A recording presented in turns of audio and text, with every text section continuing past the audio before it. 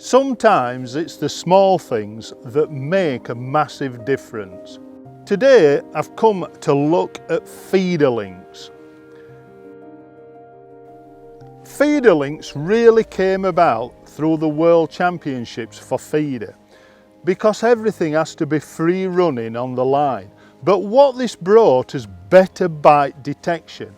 Instead of getting staccato, stabby little bites, all of a sudden bites are more progressive, and this is why feeder links are so good. Now at Drennan we made a feeder link, a solid feeder link with shrink wrap on it. Now these are fantastic when you're fishing at distance, because often when you're fishing at distance you're fishing for the bigger size fish, the bigger bream, and often these fish are caught further out into the lake. So of course the solid type feeder link is fantastic for not tangling and being able to detect bites off these bigger fish. But of course when you're fishing for smaller fish, smaller skimmers and also roach, fishing at a shorter distance, then you need a little something with more finesse. So now we've developed a new feeder link, developed with braid. Now this is much softer, so when you're fishing for smaller fish, the bite detection is very good.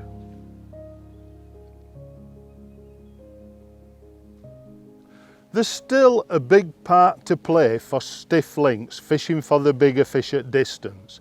But of course, when you're fishing for all mixed sizes of fish, and fishing probably much shorter than what you would for the bigger bream, then this is where these softer feeder links come in.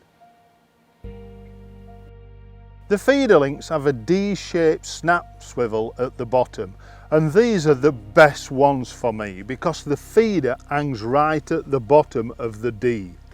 This aids accurate casting, and also there's nothing on that link to get tangled on.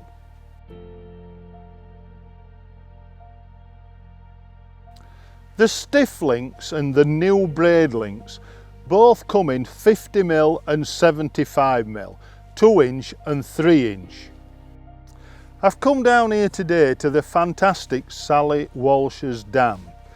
Now this is actually called Hoyle Mill Dam. Why it's called Sally Walsh's Dam, it's been called that for donkey's years, ever since I've ever fished here years ago.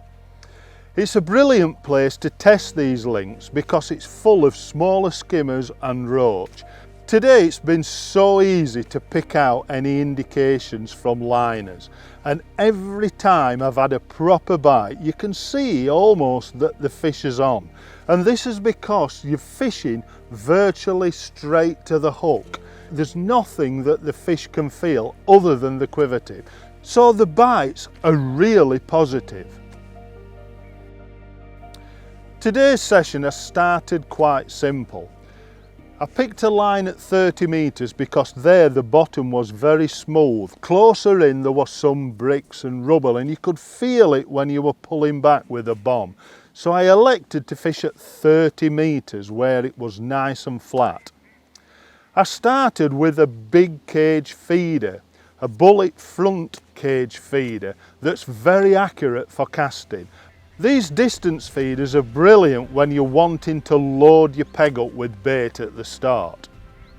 Then I've swapped to a smaller cage feeder and fished with 4 or 5 casts with this feeder to try to draw fish in.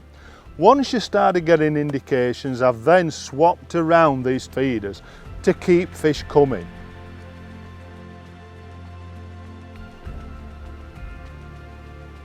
Today in this short session I've probably caught around 15 pounds of skimmers, hand-sized skimmers and slightly bigger.